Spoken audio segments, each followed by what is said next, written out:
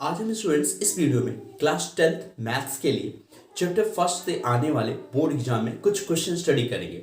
और स्टूडेंट्स आपको मैंने बताया था कि 4 वीडियो मैं प्रोवाइड करवाऊंगा चैप्टर फर्स्ट के लिए, और बोर्ड एग्जाम में जहां से भी क्वेश्चंस आते हैं चैप्टर फर्स्ट से वो सारे क्वेश्चन आपके कवर हो जाएंगे। तो ये तीसरा वीडियो है और इस वीडियो में कैसे क्वेश्चन हम स्टडी करेंगे, एलसीएम और एचसीएफ के कुछ क्वेश्चन लैंग्वेज से प्रॉब्लम होते हैं, तो लैंग्वेज से जुड़े होते हैं, उसी लैंग्वेज की बात यहाँ हमें इसमें करनी है और एक एक्स्ट्रा क्वेश्चन भी पढ़ना है। तो आइए मैंने 3 क्वेश्चन बोर्ड पे लिख रखे हैं। ये पहला क्वेश्चन, दूसरा, तीसरा। ये जो पहला क्वेश्चन है बोर्ड एग्जाम में आपका 3 मार्क्स का आता है। कितने मार्क्स का? 3। ये क्वेश्चन नंबर 2 है, ये भी कभी 3 या कभी 2, ये दो तरह से आया है, कभी 3 मार्क्स कभी 2 मार्क्स। और ये जो लास्ट क्वेश्चन थर्ड लिखा, ये भाई कई बार आया है 2 नंबर का, ओनली 2 मार्क्स का। तो आइए, जैसे मैंने कहा कि एलसीएम एचसीएफ का लैंग्वेज प्रॉब्लम कैसे समझते हैं हम कि एलसीएम निकालना है एचसीएफ निकालना है। तो अगर हम फर्स्ट क्वेश्चन स्टडी करते हैं तो फर्स्ट क्वेश्चन कह रहा है 3 wells toss at interval of 12 minutes। Question लिखा ही हुआ, मैं सिर्फ समझा देता हूँ कि यहाँ 12 मिनट, 15 मिनट और 18 मिनट पर किसी स्कूल में सपोज कर लो कि बेल लगता है। अब आपको यहाँ पता क्या करना है, क्योंकि इंपॉर्टेंट यहाँ ये है कि इस लैंग्वेज क्वेश्चन में कब एचसीएफ निकालेंगे कब एलसीएम निकालेंगे, ये इंपॉर्टेंट है पता करना।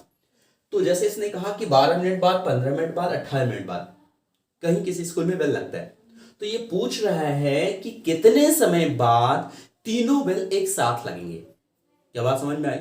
तो जब ऐसी चीजें हों, लैंग्वेज से आप रीड किया आपने और पता लगा कि कुछ अलग अलग टाइम दिया है, अलग अलग कुछ भी दिया है, वक्त दिया है और सबको एक साथ की बात कर रहा है, तो समझ जाइए क्या निकालना है, एलसीएम निकालना है। क्लियर हो गया? कोई डाउट तो नहीं? तो आज हम इस क्वेश्चन फर्स्ट के लिए यहाँ थोड़ा सा स्पेस है, उसमें आइए क्वेश्चन नंबर फर्स्ट हम सॉल्व करते हैं। तो देखो मैंने कहा क्या निकालोगे, सॉल्यूशन के लिए आपको क्या निकालना है, इनका एलसीएम निकालना है। तो मैंने लिखा यहाँ एलसीएम ऑफ, ये क्वेश्चन नंबर फर्स्ट का सॉल्यूशन मैं लिख रहा हूं 12 मिनट। अब यहां मैं यूनिट को नहीं लिख रहा हूं। फिर 15 मिनट मैंने लिखा और फिर मैंने लिख दिया 80 मिनट। यही आपका सॉल्यूशन होगा। अब लैंग्वेज आप लोग लिख लीजिएगा, लैंग्वेज मैं नहीं लिख रहा हूं। तो एलसीएम इसका निकालना, वही आपका सॉल्यूशन आएगा। तो मैंने जो आपके यहाँ 10th में यूज किया जाता है वही हम यूज करने जा रहे हैं, बाकी तो बहुत सारे मेथड्स होते हैं। तो 12 को आप क्या लिख सकते हैं, 12 का फैक्टर कर लो। तो 12 का फैक्टर क्या लिखोगे, 2 इंटू 2 इंटू 3। और ये कैसे लिखा समझ में आया? नहीं समझ में आ रहा तो ऐसे लिख दिया करो, 2 6 12 एंड 2 3 जाए तो 2 2 3 आया, वही लिख दिया मैंने। अब आ जाओ 15 कैसे निकाल लेते हैं। तो 15 कैसे निकालोगे तो क्या आएगा, 3 इंटू 5। यहां तक क्लियर? अब आ जाओ 18 की बारी। 18 को नहीं समझ पा रहे हो तो ऐसे ही कर लो, 2 9 से 18 एंड 3 3। यहां तक क्लियर हो गया? तो आपने यहां क्या लिखा इसका, 2 इंटू 3 इंटू 3। क्या यहां क्लियर हो गया?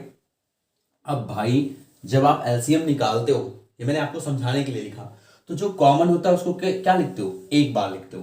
तो ये दोनों में क्या कॉमन था, तो देखो मैं यहां लिख दे रहा हूं, यानी एलसीएम ऑफ 12 15 एंड 18। सॉल्यूशन क्या आएगा? देखो दोनों में कॉमन था, एक बार लिखा। ये कॉमन नहीं था, उसे भी लिखते हैं। ये तीनों में कॉमन था तो एक बार लिखो। ये कॉमन नहीं था, जो कॉमन नहीं होता उसे भी लिखते हैं और जो कॉमन होता है उसे एक बार लिखते हैं। तो ये 3 भी लिखा और एक 5 भी था तो 5 भी लिख दिया। आंसर क्या है, 2 2 जा 4 3 जा 12 और 3 जा कितना 36 इंटू 5। तो 5 6 जा 30, 5 3 जा 15 एंड 3 18, 180 आंसर आ गया। यानी इसका जो आंसर आएगा 12 15 18 यानी इसका टू कितना आ जाएगा, 180 मिनट। क्योंकि ये जो यूनिट्स थे वो किस में थे, मिनट्स में थे। अब 180 मिनट मीन्स कितना, चाहे इसको डायरेक्ट कितना लिख सकते हो, 60 से डिवाइड कर दो। तो 6 3 जा 18, 60 से डिवाइड करके तब हावर्स में कन्वर्ट करोगे, चाहे यही आंसर रहने दो या मैंने कहा क्या लिख दो 3 हावर्स। क्या क्लियर समझ में आ गया? क्योंकि भाई आपको लिखना कैसा है वो आप जानते हैं, बस यहां थोड़ा सा मैंने एक्सप्लेन कर दिया। अब आ जाओ दूसरे क्वेश्चन की बात करते हैं, क्वेश्चन नंबर 2 की। कह रहा 2 tankers contains 850 litres and 680 litres of petrol respectively. ये 2 टैंकर हैं, उसमें 850 लीटर पेट्रोल है और एक 680 लीटर है। अब ये कह रहा है कि हमें अगर सपोज कर लो कि दोनों टैंकरों को मापना है, मेजर करना है, तो हम कितने मैक्सिमम कैपेसिटी का कंटेनर कोई रखें।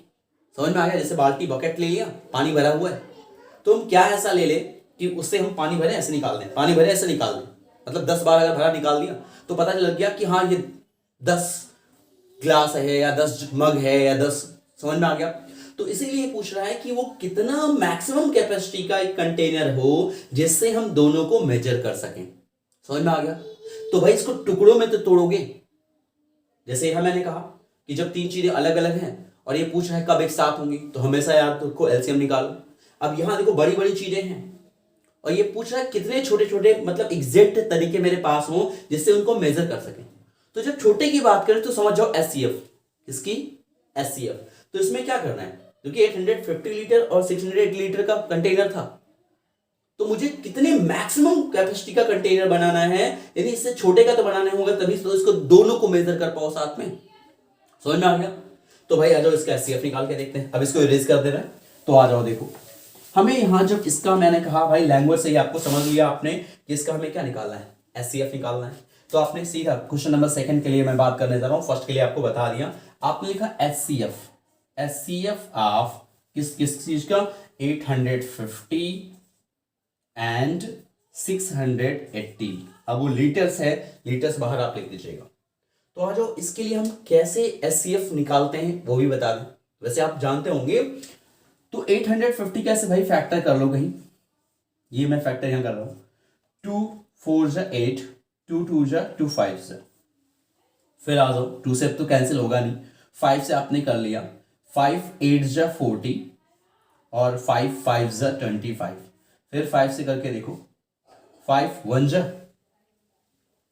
और 35 हो गया, 5 7 जा 35। तो भाई 850 का क्या बना, ये बन गया 2 इंटू 5 इंटू 5 इंटू 17। क्या यहां तक क्लियर?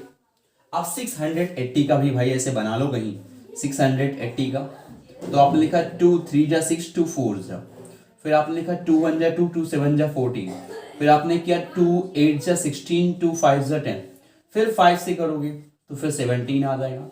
यानी हम इसके बारे में कितना लिख सकते हैं, 680 के बारे में लिख सकते हैं 2 की पावर क्या है, या 2 को कितनी बार लिखना है, 3 टाइम्स लिखना है, 2 पावर 3 इंटू 5 इंटू क्या है 17। तो भाई मेरे एचसीएफ कैसे निकाला जाता है, एचसीएफ का मतलब होता है जो चीजें कॉमन हो दोनों में। तो यहां 2 कितनी बार था, एक बार था, और इसमें 2 कितनी बार था, 3 बार था। तो दोनों में अगर देखा तो एक ही बार तो 2 कॉमन है, तो वो लिख दिया। और 5 एक यहां तो 2 बार है, लेकिन यहां कितनी बार, एक बार, तो दोनों में 5 एक बार कॉमन हो गया। 17 भी तो था दोनों में, तो 17 भी कॉमन कर लिया। क्या समझ में आ गया? क्योंकि एचसीएफ में जो कॉमन होता है सिर्फ उन्हीं को लिखते हैं, और एलसीएम में जो कॉमन होता है उसको एक बार, जो नहीं कॉमन होता है उसे भी लिखते हैं। तो ये एचसीएफ है, जो कॉमन होगा वही लिखोगे, तो वो लिख दिया। अब आ जाओ मल्टीप्लाई कर लें, 2 5 से कितना हो गया 10, और 10 से 17 को जब मल्टीप्लाई करोगे तो क्या बनेगा, 170 बनेगा। तो 170 लीटर का, यानी इससे बड़ा नहीं, 170 सबसे मैक्सिमम कैपेसिटी का कोई कंटेनर हो तो हम उससे इसको भी मेजर कर सकते हैं। कितनी बार उस कंटेनर से इसको मेजर कर सकते हो, 17 5 जा 5 बार, और इसको कितनी बार कंटेनर कर सकते थे, 16 4 17 4 जा। समझ में आ गया?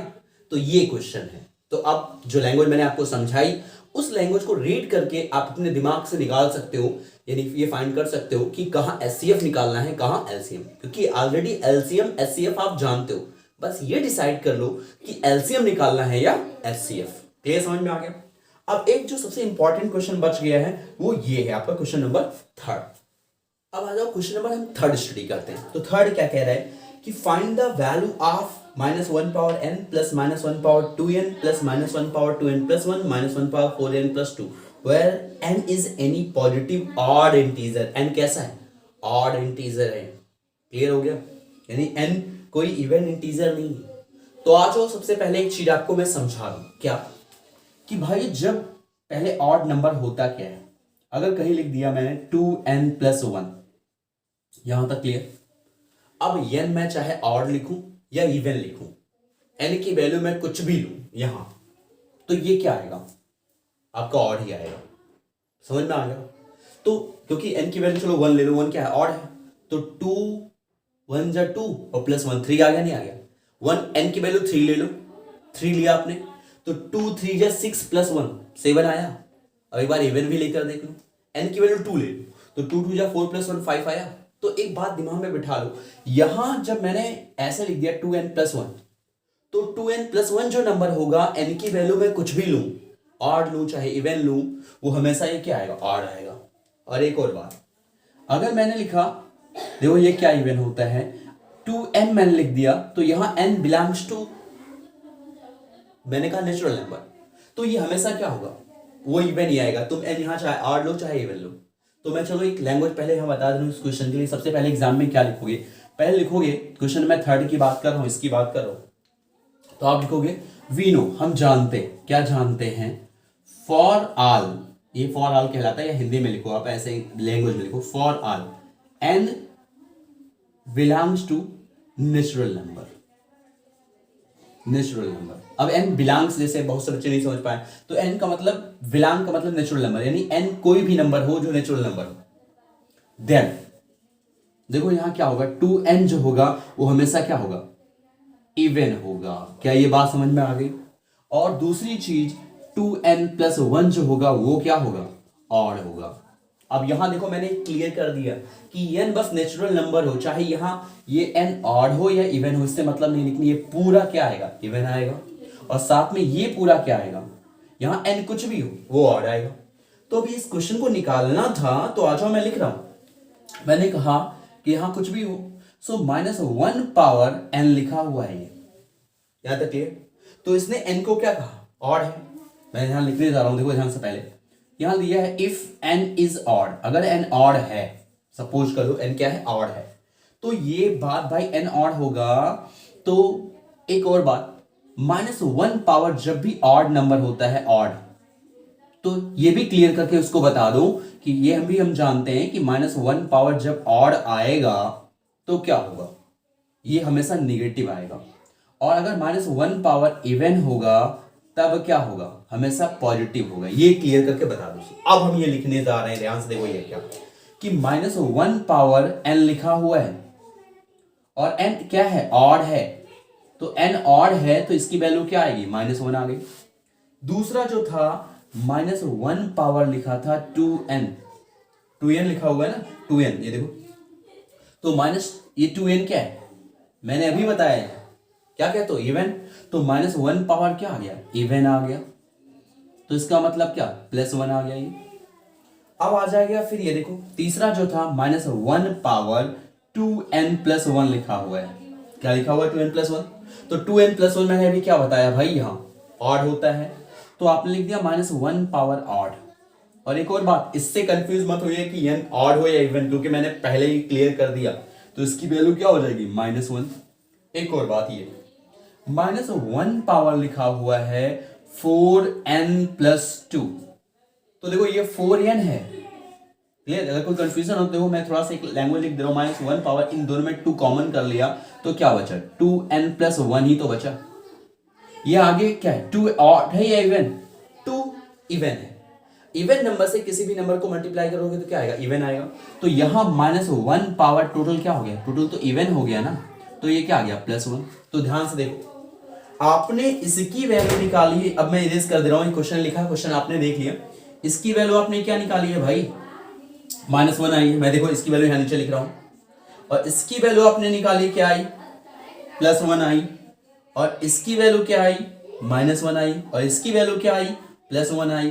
तो भाई इसकी वैल्यू मैंने यहां रख दी, ऐसे निकालोगे और फिर नीचे लिखोगे बोर्ड एग्जाम में, ये लिखोगे दिस इक्वल, उसके बाद इसकी वैल्यू -1, इसकी वैल्यू +1, इसकी वैल्यू -1, इसकी वैल्यू +1 लिखा।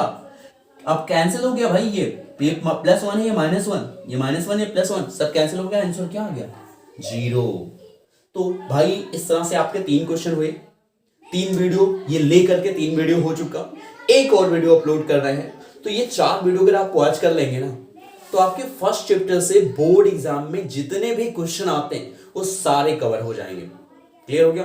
तो एक लास्ट वीडियो जो आपको नेक्स्ट वीडियो मुझे प्रोवाइड करवानी है वो है composite number, prime number, clear हो गया, रिलेटिवली प्राइम नंबर, इन सारी चीजों पर, टॉपिक पर आपको वीडियो प्रोवाइड करवाऊंगा। ओके स्टूडेंट्स, तो ये वीडियो कैसा लगा कमेंट करना मत भूलिएगा। फिर मिलते हैं नेक्स्ट वीडियो में नेक्स्ट क्वेश्चन के साथ। Okay, thank you students.